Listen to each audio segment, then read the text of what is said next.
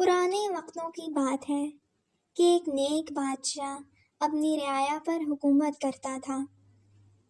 وہ بہت رحم دل تھا۔ رعایا بھی اپنے بادشاہ سے بہت خوش تھی۔ بادشاہ کے یہاں ایک خوبصورت بیٹی پیدا ہوئی جس کا نام بادشاہ نے شہزادی نائلہ رکھا۔ وہ بہت حیران کن حد تک خوبصورت تھی۔ جو کوئی بھی اسے دیکھتا ہی رہ جاتا۔ شہزادی نائلہ کی سوتیلی بہنیں اس سے بہت حسد کرتی۔ اس کی سوتیلی ماں بھی بہت چالاک اور مکار تھی۔ وہ اپنا ہر فیصلہ بادشاہ سے منواتی۔ بادشاہ بھی اندھا دھند اس پر اعتبار کرتا۔ وقت ایسے ہی گزرتا چلا گیا۔ تینوں شہزادیاں اب بڑی ہو چکی تھیں۔ تینوں ہی خوبصورت تھیں، لیکن نائلہ شہزادی کی خوبصورتی کے چرچے دوسرے ملکوں میں مشہور ہونے لگے۔ کئی شہزادوں نے شادی کے لیے نائلہ شہزادی کا ہاتھ مانگا۔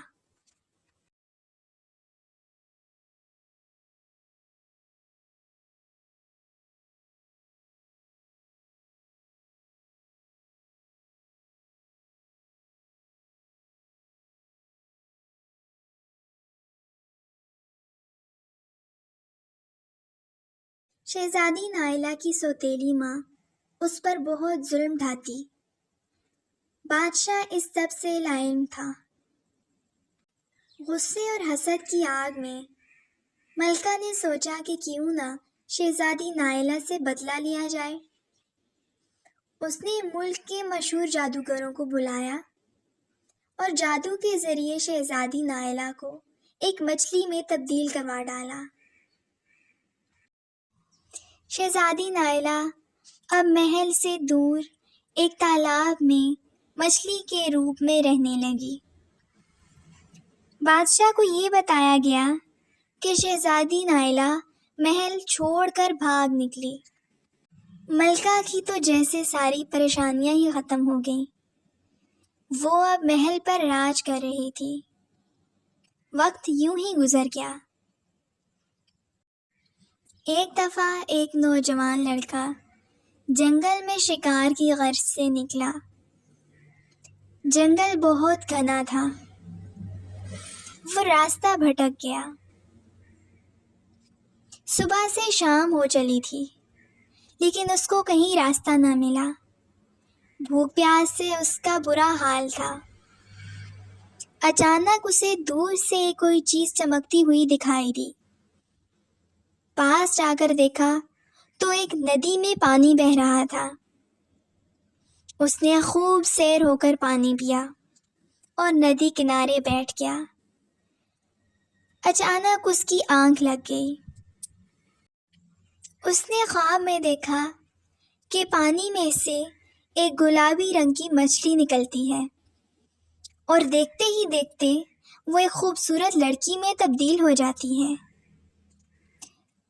لڑکا یہ دیکھ کر حیران رہ جاتا ہے اور اس سے پوچھتا ہے کہ وہ کون ہے۔ شہزادی نائلہ اس کو سارا قصہ سنا ڈالتی ہے۔ لڑکے کو اس پر بہت ترس آیا۔ اس نے سوچا کہ کیوں نہ شہزادی نائلہ کی مدد کی جائے۔ اس نے شہزادی نائلہ سے پوچھا کہ وہ اس کی مدد کیسے کر سکتا ہے۔ شہزادی نائلہ نے کہا کہ اس کی ماں نے اس کی جان ایک موتی میں قید کرائی ہے۔ لڑکا اس سے پوچھتا ہے کہ وہ موتی کیسے حاصل کر سکتا ہے۔ شہزادی نائلہ اس کو بتاتی ہے کہ محل کے احاطے میں ایک باغ ہے۔ باغ میں ایک درخت ہے۔ درخت کی شاخ پر ایک بندر رہتا ہے اور اس کے پاس ایک موتی ہے۔ موتی کے اندر شبنم کا ایک قطرہ موجود ہے، اور جب وہ شبنم کا قطرہ شہزادی نائلہ پیے گی تو وہ دوبارہ اپنے اصلی روپ میں واپس آ سکتی ہے۔ لڑکے نے شہزادی نائلہ سے وعدہ کیا کہ وہ موتی ضرور لائے گا، لیکن اس کو ایک فکر لاحق تھی اور اس نے شہزادی نائلہ کو بتایا کہ وہ دراصل راستہ بھٹک چکا ہے اور اس کو نہیں معلوم کہ محل کو کون سا راستہ نکلتا ہے۔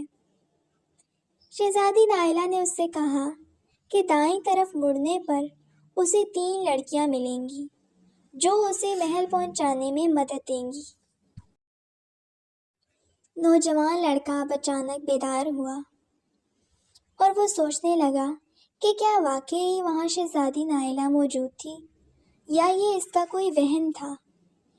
لیکن اچانک سامنے ندی کے پانی میں اسے وہی مچھلی دکھائی دی جس کے سر پر تاج تھا اور وہ بہت لاچار دکھ رہی تھی۔ لڑکا سمجھ چکا تھا کہ یہ واقعی شہزادی نائلہ ہے جو اس تالاب کے پانی میں قید ہے۔ وہ اسی پل اٹھا اور اپنی دائیں طرف چل پڑا۔ چلتے ہوئے اسے کافی وقت بیت گیا۔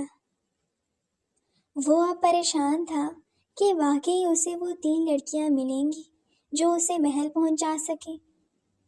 اچانک اسے 3 چھوٹی لڑکیاں دکھائی دیں۔ ان کا قد بہت چھوٹا تھا۔ یہ دیکھ کر وہ حیران رہ گیا۔ لڑکیوں میں سے ایک بولی کہ ہم تمہاری مدد کریں گے، لیکن اس سے پہلے تمہیں ہمارے سوال کا جواب دینا ہوگا۔ اگر تم جواب دینے میں کامیاب ہو گئے تو ہم تمہارا کام کر دیں گے۔ لڑکے نے انہیں تسلی دی کہ ان کا جواب ضرور دے گا۔ لڑکی نے سوال کیا کہ وہ کون سی چیز ہے جو صبح 4 پاؤں پر، دن کو 2 پاؤں پر اور رات کو 3 پاؤں پر چلتی ہے۔ نوجوان لڑکا اب سوچ میں ڈوب گیا۔ وہ سوچنے لگا کہ اس کا کیا جواب ہو سکتا ہے۔ اس نے کافی سوچ کر جواب دیا کہ انسان جب چھوٹا ہوتا ہے تو رینگتا ہے اور 4 پاؤں پر چلتا ہے، جب وہ بڑا ہوتا ہے تو 2 پاؤں پر، اور جب